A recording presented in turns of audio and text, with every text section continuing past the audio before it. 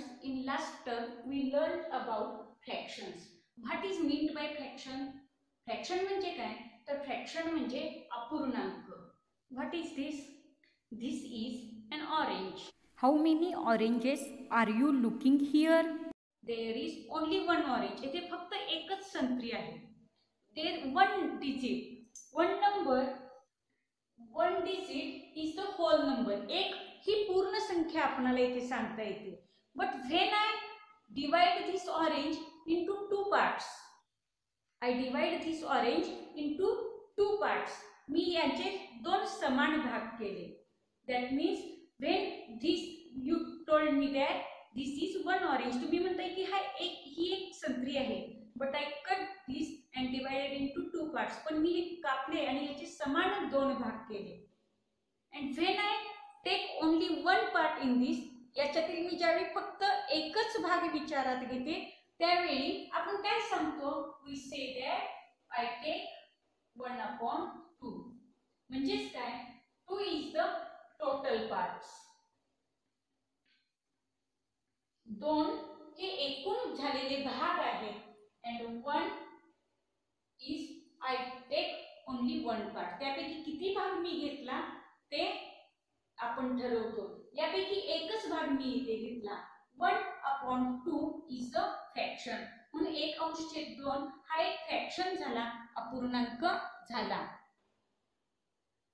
When I cut this orange into 4 equal parts, you told that आपल्याला काय दिसून येते?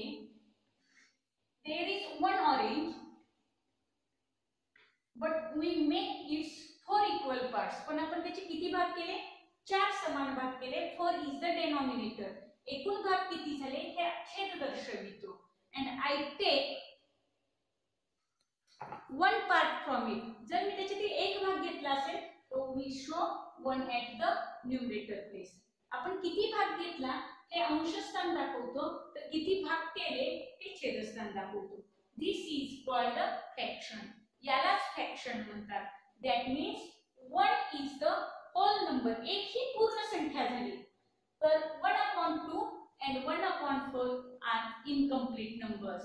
आणि 1/2 आणि 1/4 ही अपूर्ण संख्या झाली. Therefore these incomplete numbers are called the fractions. अशाच अपूर्ण संख्यांना काय म्हटले जाते? अपूर्णांक असे म्हटले जाते. एखादी अपूर्ण संख्या यालाच आपण अपूर्णांक म्हणजे फ्रॅक्शन्स असे म्हणतो. In last term in chapter 5 fractions we learned about equivalent fractions, like fractions, unlike fractions, and also we learned addition and subtraction of like and unlike fractions. But today we are going to see decimal fractions. What is meant by decimal fractions? Decimal fractions means दशांश अपूर्णांक.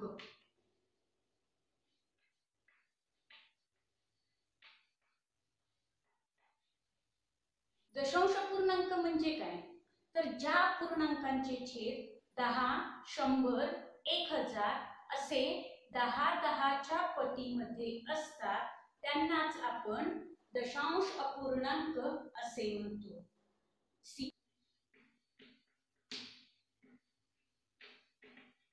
Decimal fractions means a fraction whose denominator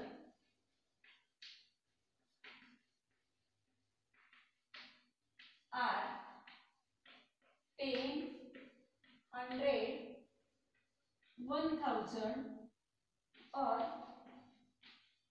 any other 10 times multiples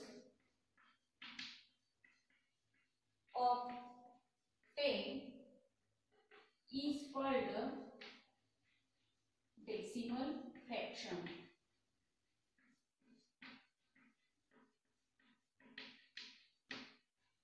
A fraction whose denominator means छेद. अपूर्णांक की ज्याचा छेद हा 10, 100, 1000 किंवा any other 10 times multiples of 10 म्हणजे 10च्या दशपटीने वाढत जाणारी संख्या, यालाच आपण काय म्हणतो, दशांश अपूर्णांक. पुन्हा लक्षात घ्या, असा अपूर्णांक की ज्याचा छेद 10, 100, 1000 किंवा ज्या छेदाच्या दशपटीने ती संख्या 10च्या पटीमध्ये जर वाढत जात असेल तर त्याला दशांश अपूर्णांक असे म्हणतात. उदाहरणार्थ पहा, 25/100. 25 इज न्यूमरेटर, इथे 25 हा अंश आहे, तर 100 हा छेद आहे. 100 इज डिनॉमिनेटर. और 7/1000, 7 अंश छेद 1000. 7 is numerator and 1000 is denominator, etc. इत्यादी अशी अनेक उदाहरणे आपण देऊ शकतो. Here we write the examples in numerator and denominator form, but we write these examples in other way using decimal point, that is called decimal fractions. या ठिकाणी आपण हे अपूर्णांक अंश आणि छेदाच्या रूपात लिहिलेले आहेत, पण हेच अपूर्णांक आपण दुसऱ्या पद्धतीने सुद्धा लिहू शकतो, त्यालाच आपण दशांश अपूर्णांक असे म्हणणार. The place value of each of these is 10 times that of the previous place. म्हणजे प्रत्येकाची जी स्थानिक किंमत जी असते ती पूर्वीच्या जागेपेक्षा 10 ने जास्त असते. बट इन अपोजिट डायरेक्शन, पण आपण विरुद्ध दिशेने जर विचार केला तर if we divide 100 into 10 equal parts, 100 चे आपण जर समान भाग 10 समान भाग केले तर आपल्याला काय मिळतो, we get 1/10 in each part. एका भागामध्ये आपल्याला एक दशक मिळतो. Tens place, observe the previous we learned in number work that this is unit column, tens, hundreds, thousands, etc. Here 100 means 10 tens. एक शतक म्हणजेच किती येतात, तर 10 दशक येतात. That means 100 is equal to 10 equal parts of tens. दशकाच्या 10 समान भागांबरोबर एक शतक असतो. And 1/10 is divided into 10 units. आणि एक दशक हा 10 युनिट मध्ये विभागला जातो. And one each part is called 1 unit. आणि त्यातल्या प्रत्येक भागाला एक युनिट म्हटला जातो.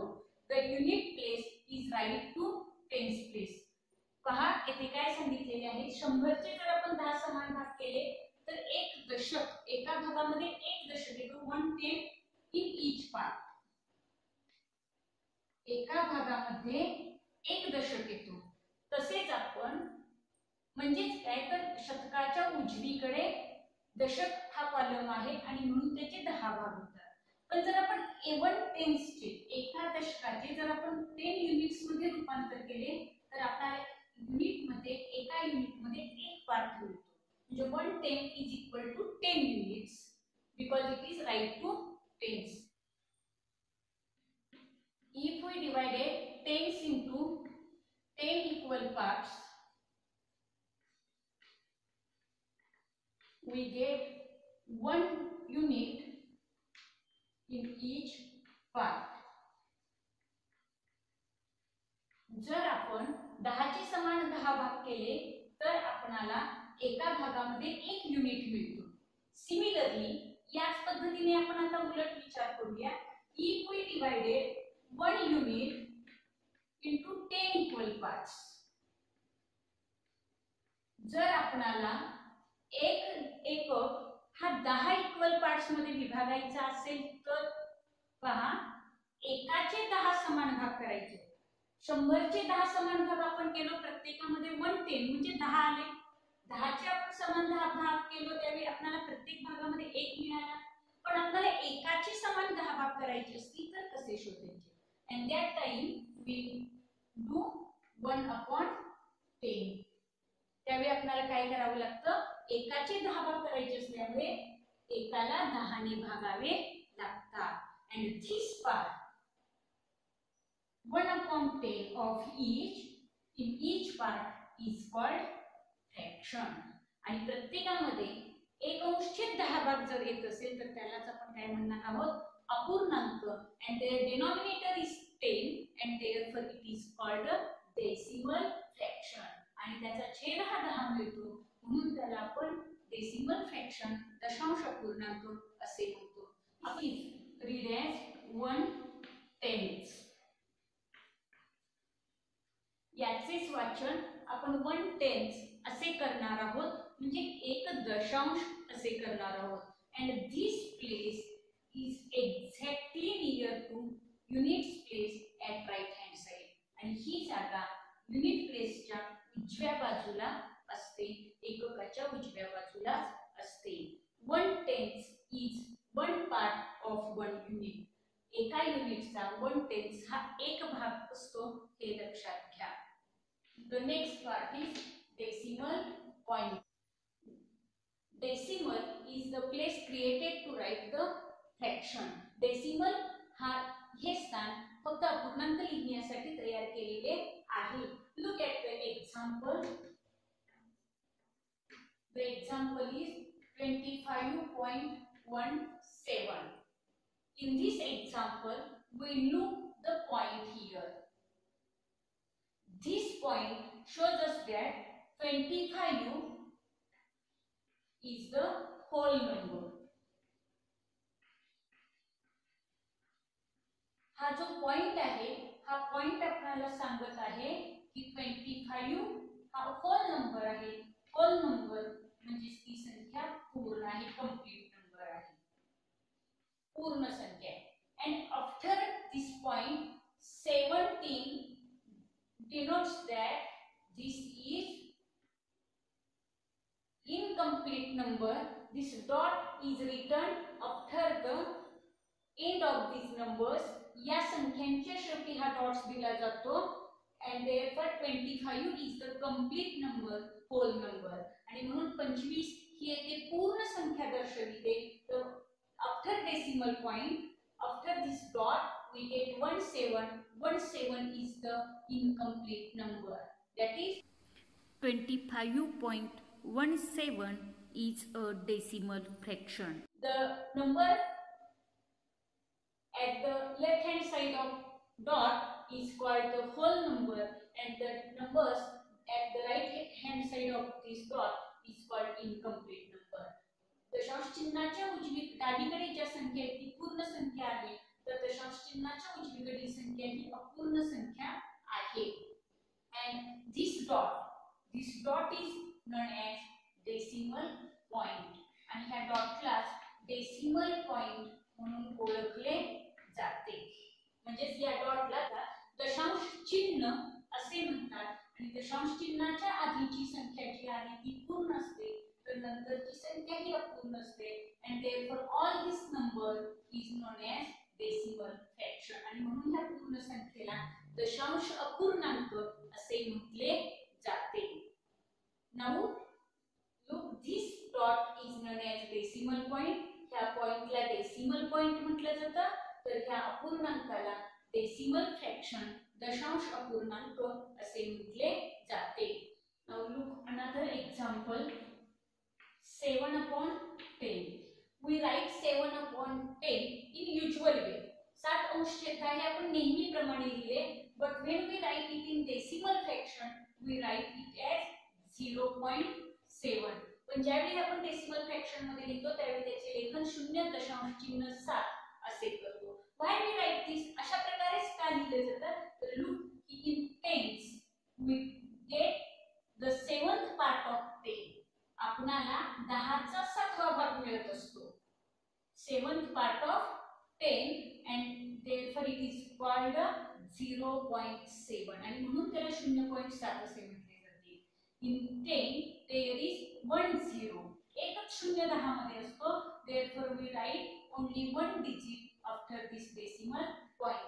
आणि म्हणून या डेसिमल पॉइंट नंतर एकच अंक आला पाहिजे हे लक्षात घ्या. this denotes the 10th place. after decimal point it is called 10th place. दशांश चिन्हानंतर येणारे स्थान हे 10th place असते. look at this chart. या चार्ट कडे पहा. there is unit, and hundreds. We look this in number work. आपण हे नंबर वर्क मध्ये पाहिलेले आहे. After units it gets tens, and after tens we get hundreds.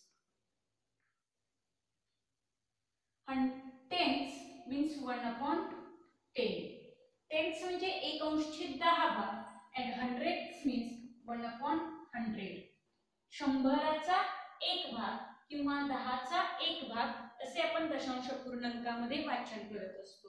आणि म्हणून येथे 7/10 means 0.7 because it is 7th part of 10. 10चा तो 7वा भाग असतो. Now look at the second example. If I write here 6/10, I get 0.6 because there is 10th part and therefore I write only one digit after this decimal point. 10चा 6वा भाग सांगितलेला आहे, 10चा भाग सांगितलेला आहे म्हणून दशांश चिन्हानंतर एकच अंक येईल because this is the 10th part. After unit there is first place, that is 10. Unit नंतर येणारे पहिले स्थान हे 10th चे असते आणि म्हणून इथं दशांश चिन्हानंतर फक्त 6 येईल, एकच अंक येईल. प्रश्न असा येतो तुमच्यासाठी, write the following fraction. Write the following mixed fraction in decimal form and read them. खाली दिलेले अपूर्णांक व्यवहारिक मिक्स्ड फ्रॅक्शन मीन्स व्यवहारिक अपूर्णांक हे दशांश अपूर्णांकामध्ये लिहा आणि वाचा. The first example is 5/10. We convert this is in mixed fraction. ही संख्या ही मिक्स्ड फ्रॅक्शन मध्ये लिहिलेली आहे. आता आपल्याला याचे व्यवहारिक अपूर्णांकामध्ये रूपांतर करायचे आहे. First, in this example, look here is no any whole number and therefore I give here 0 point. After here is 10 and therefore after decimal point we write the first digit, that is 5. दशांश चिन्हानंतर एकच अंक येणार आहे आणि तो अंशस्थानी असलेला 5 येईल म्हणून इथे आपण 5 लिहितो. We write here 0 because here is no any whole number. आपण इथे 0 लिहितोय कारण इथे कोणतीही पूर्ण संख्या दिलेली नाही. Look at the second example. 2 and 3/10. 2 and 3/10 is our example. Here 2 is the complete number. Therefore write first 2. After 2 we give the decimal point. 2 नंतर आपण दशांश चिन्ह देणार आहोत and there is 10th and therefore we write only one digit after decimal point, that is 3. आणि इथे फक्त 10 आहे म्हणून दशांश चिन्हानंतर आपण फक्त एकच अंक लिहिणार आहोत, तोही अंशस्थानचा लिहिणार आहोत, तो येणार आहे 3. Look at the next example. 5 and 7/10. 5.7/10. 5 is the complete number, whole number. Therefore I write here 5.7/10. Here is 10. Only 10th is the first place after unit and therefore after decimal point I get here 7. If 7 I get the number 5.7. And we have an order. Read them. आपल्याला त्यांना वाचायचं आहे. I read like this: 0.5. This number is 2.3. Here I read as 5.7. Look at the next example. Right here 1.3 is after decimal point because it is the first digit after decimal point. Therefore 1 I write here 1.3 as read. The next example is 8/10. Now look here is no any digit. इथे कोणताही अंक नाही. And therefore I write here 0. After 0 I give decimal point, and after decimal point here is 10th place, and therefore at 10th place I write 8 from the numerator. Numerator साठी असलेला 8 अंक मी येथे लिहिते. Like this you have the examples in the paper and you solve it. Here I write 0.8. ही संख्या आपण अशी वाचतो 0.8 rates.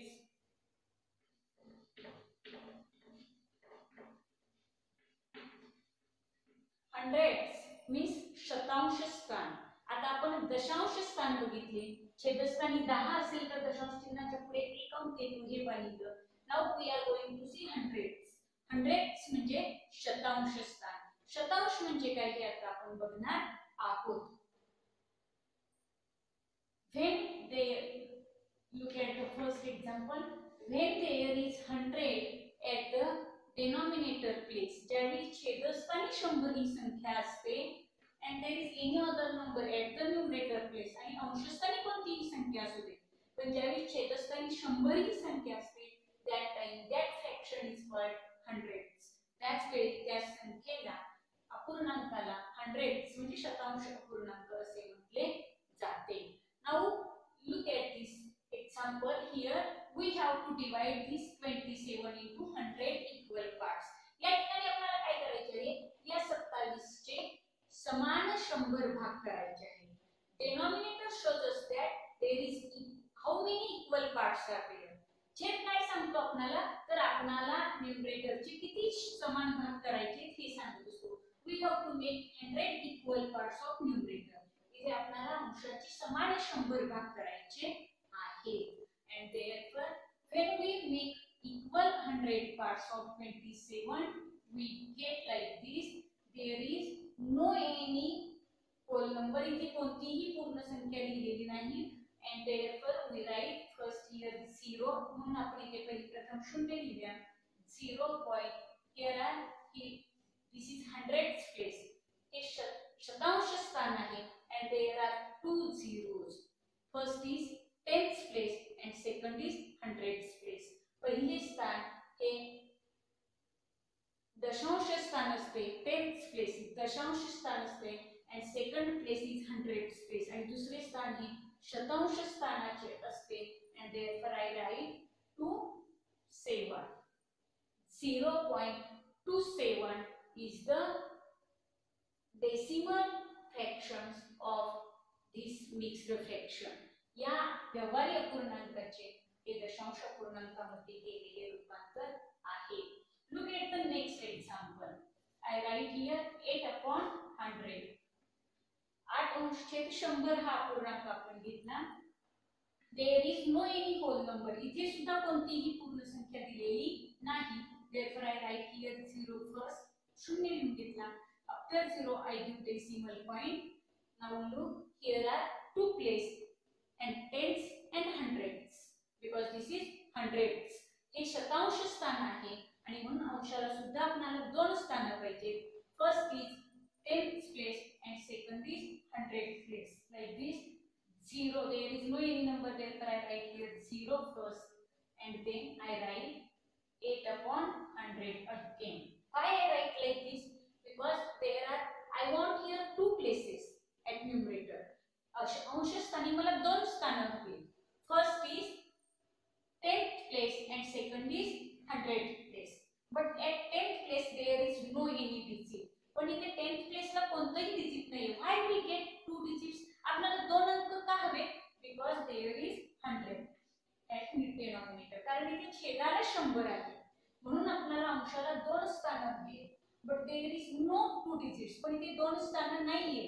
And therefore we write 0 at the left hand side of 8. आणि म्हणून आपण न्यूमरेटरच्या डाव्या बाजूला काय लिहिलेलं आहे? 0 लिहिलेलं आहे. It does not change the value of numerator. डाव्या बाजूला 0 लिहिला म्हणून या न्यूमरेटरची अंशाची किंमत अजिबात बदलत नाही. And therefore we write this number as 0.0 0.08. After decimal point, this 0 shows 10th place and this 8 shows the hundredth place. We write 0 here because there is 100th place and we need the 10th place because there is no digit. इथे आपण शून्य घेतलेला आहे कारण छेदाला 100 आहे. 100 असल्यामुळे दशांश आणि शतांश अशा दोन स्थानांची गरज आहे, पण इथे फक्त शतांश हेच स्थान आहे, दशांश स्थान नाही, आणि म्हणून आपण इथे दशांश स्थानासाठी शून्य घेतले आणि आपला मग डेसिमल पॉइंट आपल्याला इथे डेसिमल पॉइंट मिळाला 0.008. we write this like as 0.08. दशांश चिन्हानंतर असणारी संख्या ही प्रत्येक अंकाला सेपरेट वाचायची असते. Now look at the third example. 2 and 15/100. 2.15/100. This is mixed fraction. हा mixed fraction आहे. We convert it into decimal fraction. आपल्याला त्याचे decimal fraction मध्ये रूपांतर करायचं आहे. First I write 2 because it is the whole number. 2 ही पूर्ण संख्या आहे म्हणून मी लिहिले. I give here decimal point because there are 2 digits. इथे अंशाला 2 digits आपल्याला दिसतात. There is hundreds at denominator and there are 2 digits at the numerator. छेदाला 100 आहे आणि अंशालाही 2 संख्या आहेत म्हणून मी 2 ही पूर्ण संख्या लिहून दशांश चिन्ह दिले. And after decimal point I write 152 and I read it as 2.15. Example 6 and 1/100. Now look here, there are 6 is the whole number. I write here 6, but their denominator is hundreds place. पण छेदाला शतांश स्थान आहे and at numerator there is only 1 digit. पण न्यूमरेटरला फक्त एकच अंक आहे and we have need of 2 digits. आणि इथे तर आपल्याला 2 स्थानांची गरज असते. First is 10th place and second is 100th place. At 10th place there is no any digit, therefore I write 0 and then 1/100. 10th place ला इथे अंक नाही, आपल्याला 2 स्थानांची गरज आहे. इथे 10th place ला म्हणजे दशांश स्थानाला अंक नाही म्हणून इथे 0 घेतला आणि मग 1 लिहिला. After I write here 6.01 and we read it as 6.01.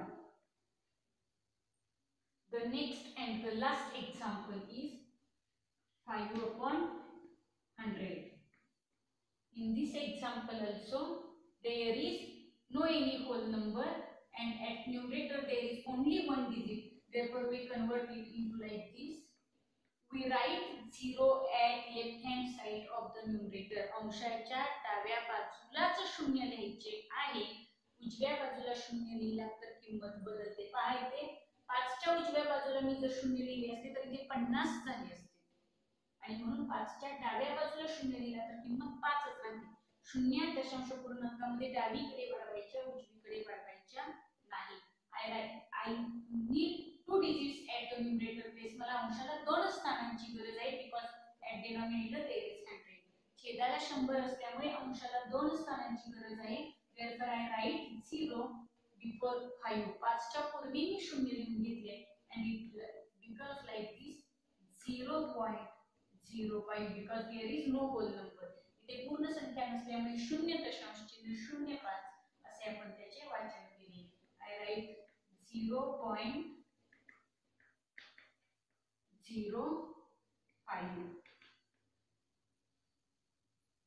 या सगळ्या उदाहरणांकडे तुम्ही बघितलं तर तुमच्या लक्षात येईल डेसिमल पॉइंट डेसिमल फ्रॅक्शन. आपण डेसिमल पॉइंटचा वापर करून डेसिमल फ्रॅक्शन म्हणजे दशांश पूर्णांकामध्ये त्याचे रूपांतर करतो. and we write 2 digits after decimal point when their denominator is 100. ज्यावेळी छेद हा 100 असतो त्यावेळी दशांश चिन्हाच्या समोर असे 2 अंक आले पाहिजेत हे लक्षात घ्या. and when their denominator denominator is 10 आणि ज्यावेळी त्यांचा छेद हा फक्त 10 असतो त्यावेळी after decimal point it has only one digit and ज्यावेळी छेद 10 असतो त्यावेळी त्याच्या दशांश चिन्हापुढे फक्त एकच अंक आला पाहिजे हे लक्षात घ्या. अशा पद्धतीने आपण दशांश पूर्णांकामध्ये रूपांतर कसे करायचे हा भाग पाहिलेला आहे. दशांश चिन्हाच्या उजवीकडील पहिले स्थान हे दशांशाचे तर दुसरे स्थान हे शतांशाचे असते हे लक्षात ठेवा. If there is no any whole number, समजा इथे कोणतीही पूर्ण संख्या आपल्याला दिलेली नाही किंवा पूर्णांक संख्या आपल्याला दिलेली नाहीये तर तेथे आपण काय लिहिणार आहोत, शून्य लिहिणार आहोत.